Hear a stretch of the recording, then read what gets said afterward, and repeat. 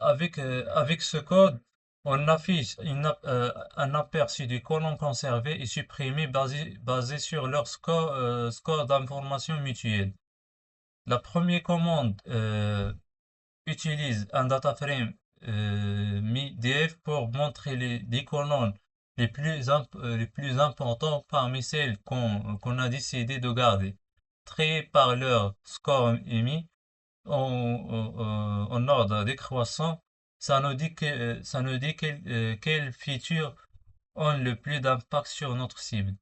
Ensuite, on affiche les 10 premiers colonnes supprimées, celles qui n'ont pas passé le seuil aussi trié par score. Ce code sert à visualiser les valeurs extrêmes, outliers, dans 8 colonnes de données à l'aide de boxplot. D'abord, on sélectionne 8 variables et on prépare un style visuel agréable, fond clair, couleur harmonieuse, titre lisible. Ensuite, on crée une figure composée de 8 graphiques variables. Et pour chaque graphique, on trace un boxplot qui montre la distribution des valeurs. On ajoute une ligne rouge pour la moyenne et une ligne verte pour la médiane.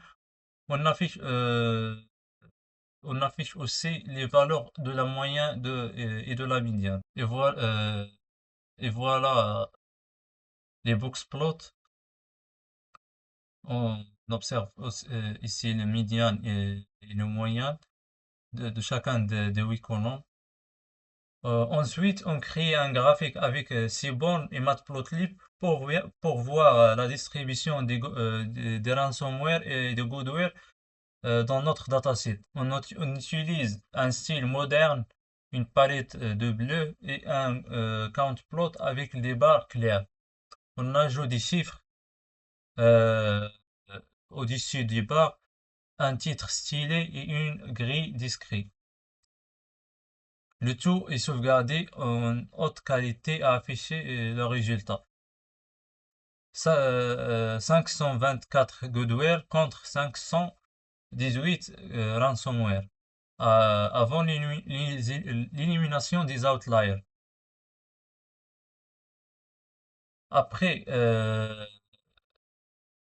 la fonction remove outlier multiple sert à supprimer les outliers dans un data frame en utilisant la méthode IQR. Elle prend 3 paramètres: def, la data frame avec les données, colonne, les colonnes à vérifier pour les outliers, sinon toutes les colonnes numériques sont utilisées. In place, si true, il modifie la data frame originale, sinon il retourne une nouvelle version filtrée. Le processus fonctionne comme suite. On calcule des quartiles qui est 1, le premier quartile et le troisième quartile. Pour chaque colonne, on détermine les bornes inférieures et le borne supérieur en fonction de l'EQR. On filtre les données pour garder uniquement les valeurs qui sont situées dans ces bornes. Le résultat est un data frame où les outliers ont été supprimés.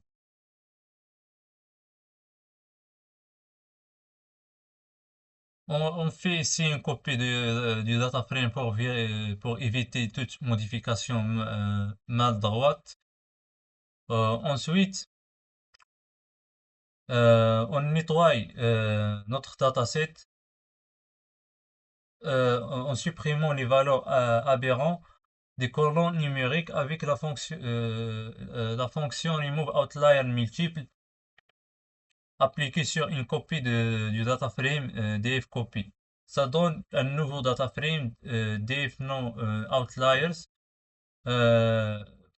plus propre pour l'analyser. Ensuite, on jette un œil aux 2 premières lignes avec head 2 pour vérifier le résultat.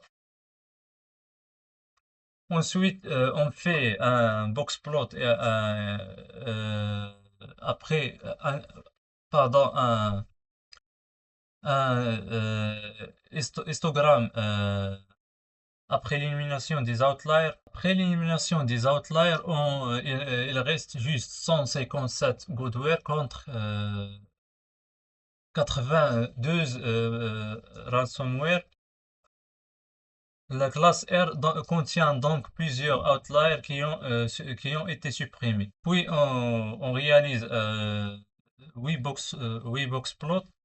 On observe ici que le moyen et le médian sont tous à 0, ce qui indique que les outliers sont bien été supprimés. Ensuite, on génère une heatmap de corrélation pour les 20 premiers colonnes numériques du jeu de données. Il commence par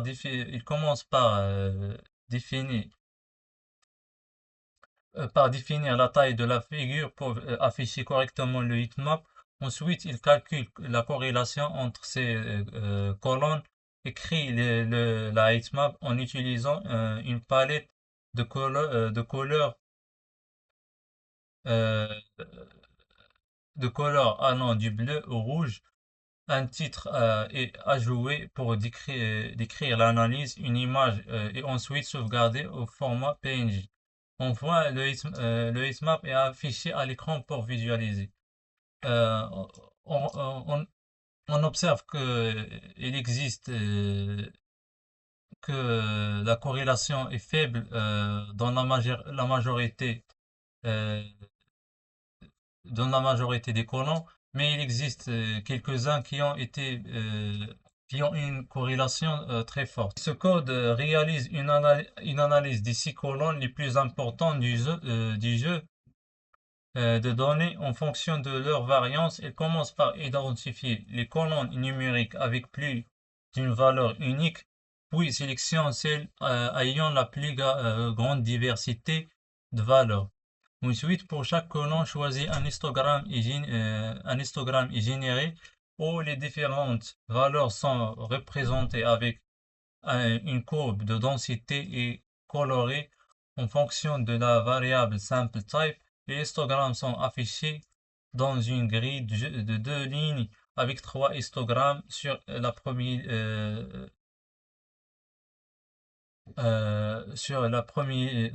ligne et